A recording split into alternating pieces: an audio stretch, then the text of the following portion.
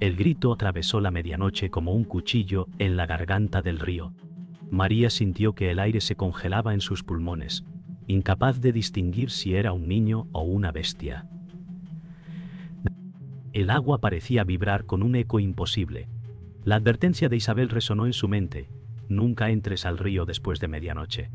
Pero el llanto se convirtió en voz, un llamado dulce y roto que murmuraba su nombre. María, ayúdame. Su piel se erizó, sus pasos temblaron, y aún así avanzó. La superficie del río se movía como un espejo torcido. Y entonces, el error fatal. María respondió con un susurro que rompió la frontera entre superstición y condena. ¿Quién eres? María corrió hacia la casa con el corazón acelerado, como si el grito siguiera detrás de ella. Cerró la puerta con violencia y el silencio interior fue peor que el ruido. Isabel estaba sentada junto a la mesa, inmóvil, con los ojos bajos. «¿Lo escuchaste, verdad?», murmuró, sin levantar la mirada. María no pudo responder, pero el temblor de sus manos lo dijo todo. El aire dentro parecía tan húmedo como la niebla del río, cada rincón cargado de un peso antiguo. Isabel cerró los puños. Nunca debiste contestar. El viento golpeaba las ventanas, pero María juraba que el sonido venía de adentro. Unas gotas cayeron al suelo, formando manchas oscuras en la madera. Avanzó con cautela por el pasillo y allí lo vio. Un charco que no debía existir. Brillaba como si respirara, expandiéndose lentamente. Isabel apareció detrás de ella en silencio, murmurando algo que no entendió. «No lo mires demasiado», dijo. Pero María ya estaba atrapada en el reflejo cambiante del agua. El charco se desvaneció, pero dejó una inquietud que helaba la sangre. María respiraba con dificultad, intentando convencerse de que era un sueño. Un golpe seco retumbó en la puerta, fuerte y profundo. Ambas se miraron, paralizadas. Isabel la sujetó del brazo con fuerza, susurrando palabras antiguas que apenas se oían. «No abras». Pero la mano de María se movía sola, como empujada por algo que no era suyo. La puerta se abrió con un crujido largo. Afuera, la niebla cubría el sendero y un murmullo acuoso flotaba en el aire. María retrocedió, su respiración formando nubes blancas en la oscuridad. Isabel cerró los ojos, repitiendo un rezo que sonaba quebrado. Entre la bruma apareció la silueta de un muchacho, inmóvil, frágil, como dibujado por el río mismo. María sintió lágrimas al reconocerlo. «Javier». María se encerró en su cuarto, incapaz de apartar la imagen de la silueta en la niebla. Sus manos temblaban sobre las sábanas húmedas de sudor. La noche se alargaba con un silencio que dolía más que un grito. Recordó el rostro de Javier, su risa corta, sus pasos rápidos al escapar de las regañinas de Isabel. Ahora todo era ausencia. El llanto del río parecía haberse metido en sus huesos. Tapó sus oídos con fuerza, pero lo escuchaba dentro de sí misma. «No debía ser él», murmuró. El remordimiento ardía más que el miedo. En la cocina, Isabel revolvía una taza de café frío que nunca bebería. Su mirada estaba fija en el vacío, como si las paredes hablaran más que su hija. María entró, exhausta, con ojeras marcadas. No hubo palabras al principio, solo un silencio tan pesado que hacía crujir la madera. Finalmente, Isabel dijo: «No entiendes, siempre estuvo escrito». María apretó los dientes. «Él era mi hermano». Isabel no respondió, solo giró la cuchara hasta que el líquido dejó de moverse. El cuarto de Javier permanecía intacto, como si aún pudiera regresar en cualquier momento.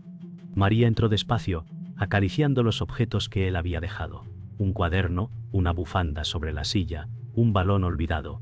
El aire tenía un olor húmedo, como si el río hubiera atravesado la ventana.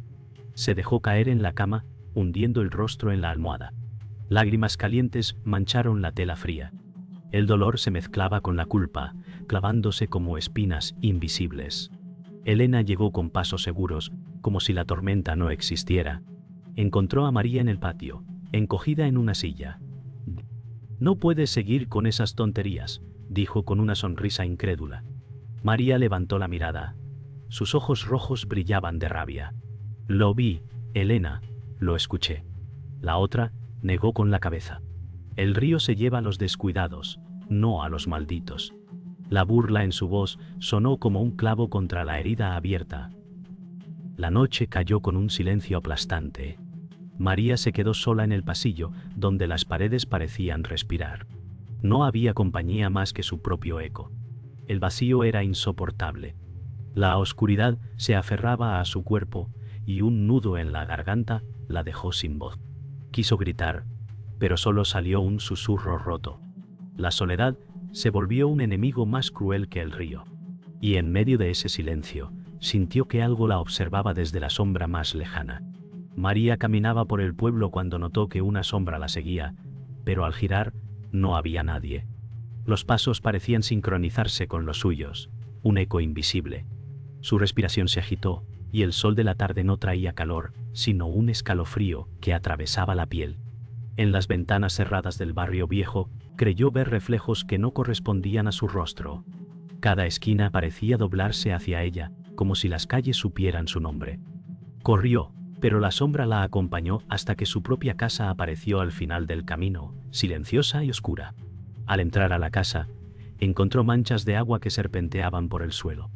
No venían de ninguna gotera. Seguían un camino hacia el pasillo oscuro, como si alguien empapado hubiera atravesado la madera con pies invisibles.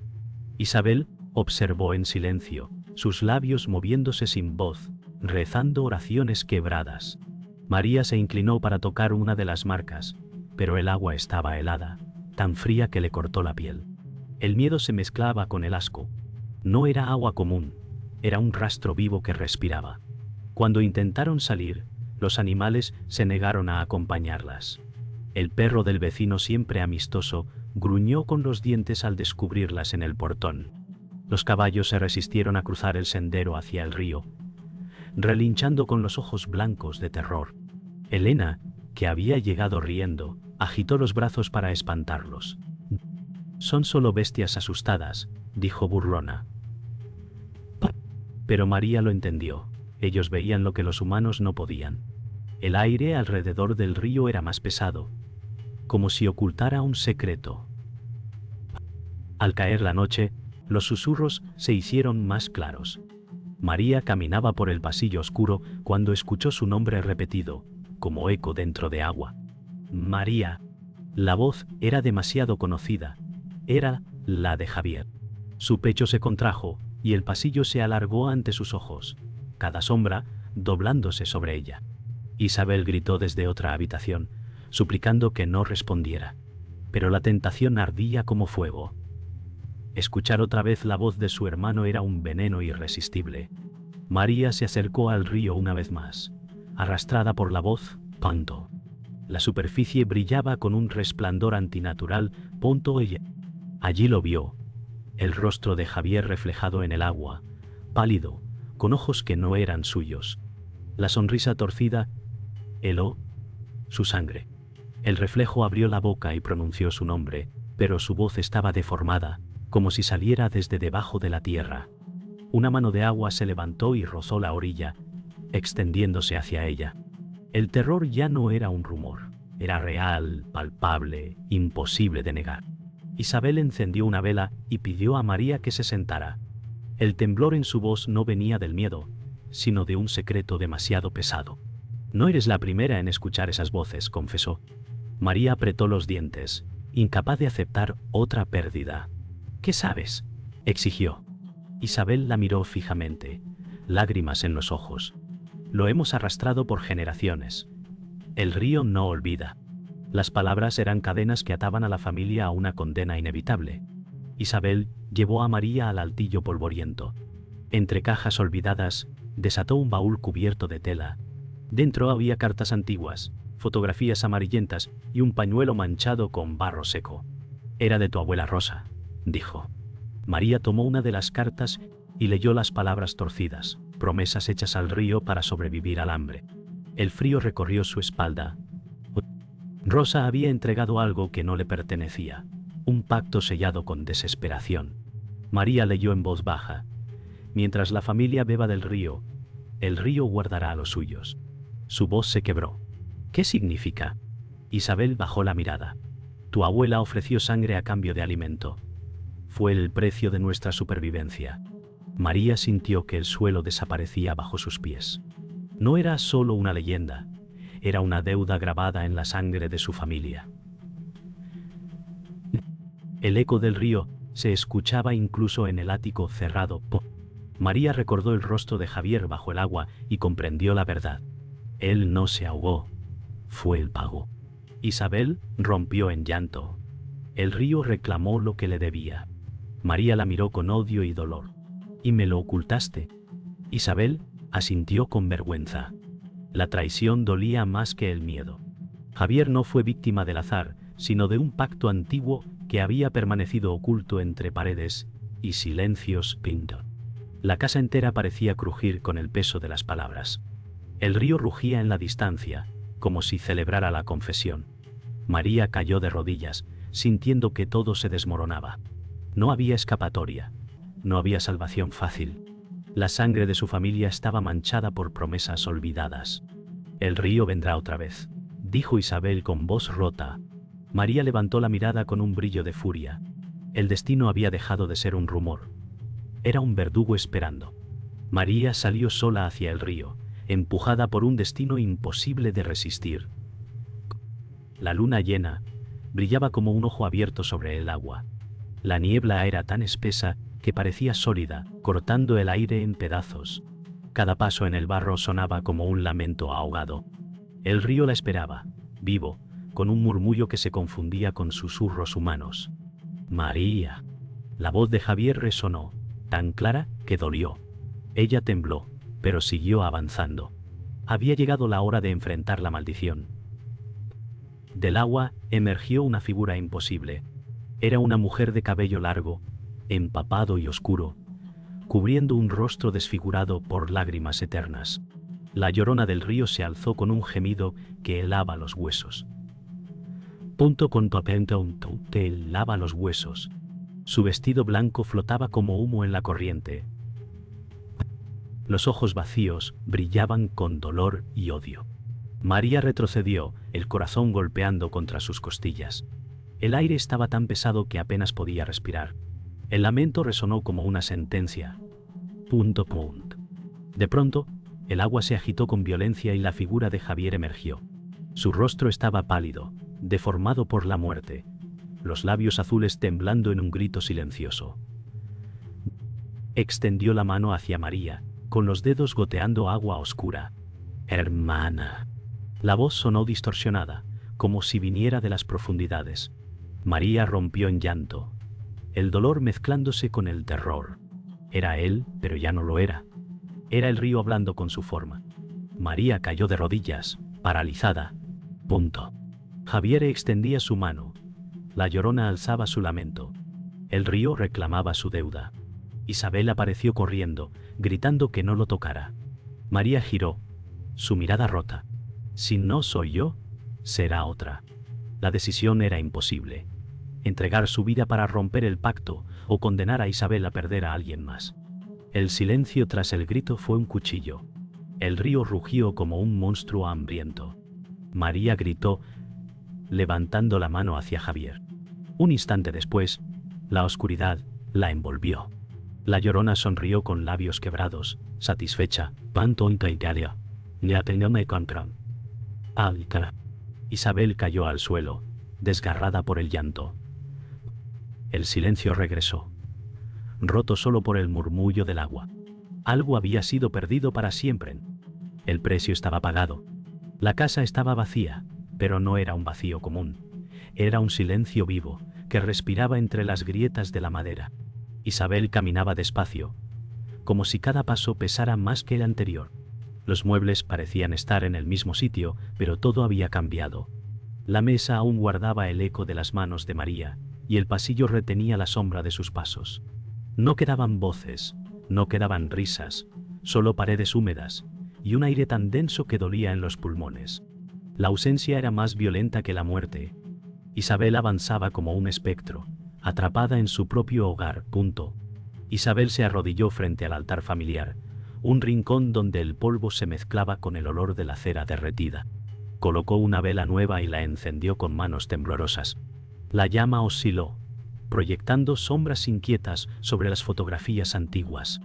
Los rostros de los muertos parecían observarla con reproche, como si hubieran esperado ese sacrificio durante generaciones. Isabel cerró los ojos y entre sollozos murmuró palabras rotas. «Perdóname, hija, no supe protegerte». La vela parpadeó como si respondiera, inclinándose hacia el aire invisible que olía a río. En la madrugada, Isabel despertó sobresaltada. Había escuchado una voz. Era Javier. «¿Mamá?». El susurro era tan claro que parecía estar junto a su cama. Caminó con torpeza hacia el pasillo, siguiendo ese llamado imposible.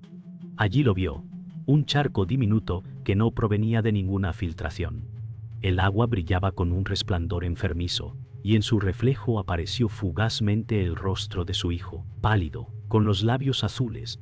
Isabel gritó su nombre, pero la imagen se deshizo en ondas, y el charco desapareció al instante, como si nunca hubiera estado allí. El silencio fue aún peor que la visión. El cuarto de María estaba intacto, pero cada objeto parecía un testigo mudo de su ausencia. Isabel le acarició un pañuelo doblado sobre la mesa, como si al tocarlo pudiera sentir la piel de su hija. Encontró también un cuaderno con páginas en blanco, tan vacío como el futuro que jamás se escribiría. Se sentó frente al espejo, y al mirarse, no reconoció su propio rostro. No era el de una madre, sino el de una mujer quebrada, marcada por la culpa. Sus ojos parecían ajenos, huecos. El río había reclamado a su hija, pero lo que había dejado atrás era un cascarón vacío, una existencia sin propósito. Tonto. Al amanecer, Isabel regresó al río. El agua parecía tranquila, casi hermosa, iluminada por los primeros rayos dorados. Pero ella sabía que esa calma era mentira, un disfraz cruel. Se acercó lentamente, observando cómo la corriente arrastraba hojas muertas. Cerró los ojos, inhalando el aire húmedo, intentando creer que el sacrificio había cerrado la herida. Pero lo supo en lo más profundo. El río nunca estaría satisfecho. El murmullo del agua sonaba como una risa ahogada, como un llanto que no cesaba. Isabel apretó los puños, comprendiendo que la condena aún seguía viva y que un día volvería a reclamar. El río amaneció en calma, demasiado calma.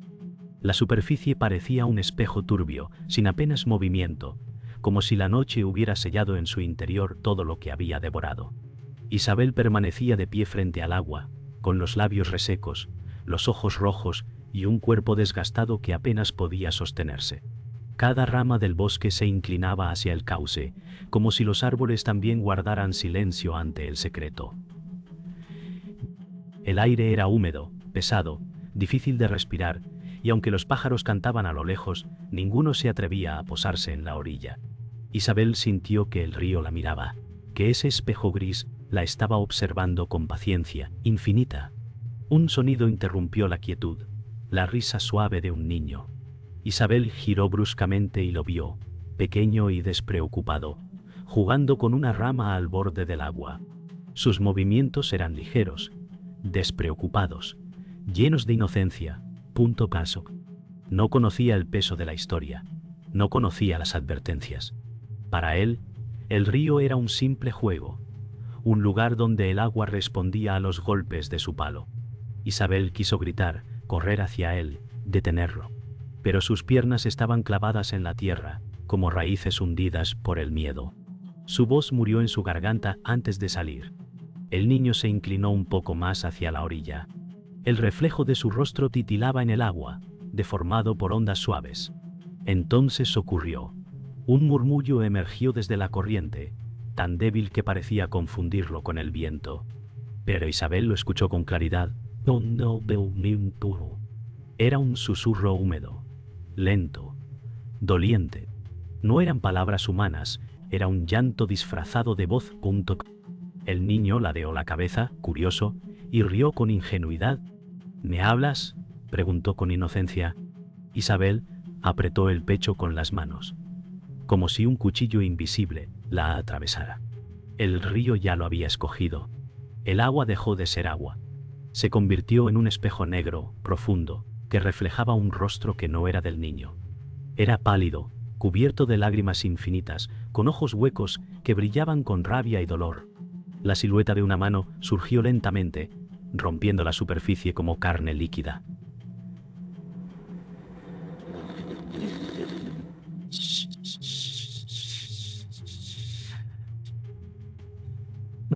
Gotas pesadas cayeron sobre la orilla, impregnando la tierra. El niño soltó una risa nerviosa, creyendo que era un juego, y extendió su mano hacia aquella figura que lo llamaba sin palabras. Isabel gritó, pero su voz salió débil, quebrada, demasiado tarde para detenerlo. El pacto seguía vivo. El río suspiró. No fue un rugido, no fue un estallido. Fue un suspiro largo, hondo, satisfecho, como si al fin hubiera conseguido lo que esperaba. El niño inclinó la cabeza, murmurando con voz clara: ¿Quién eres? Isabel lanzó un grito desesperado, corriendo hacia él con los brazos extendidos, pero ya era demasiado tarde. El agua respondió con un eco antiguo, un eco que se repitió en la tierra, en el aire, en la piel de quien lo escuchara. Ella sigue llorando junto al río.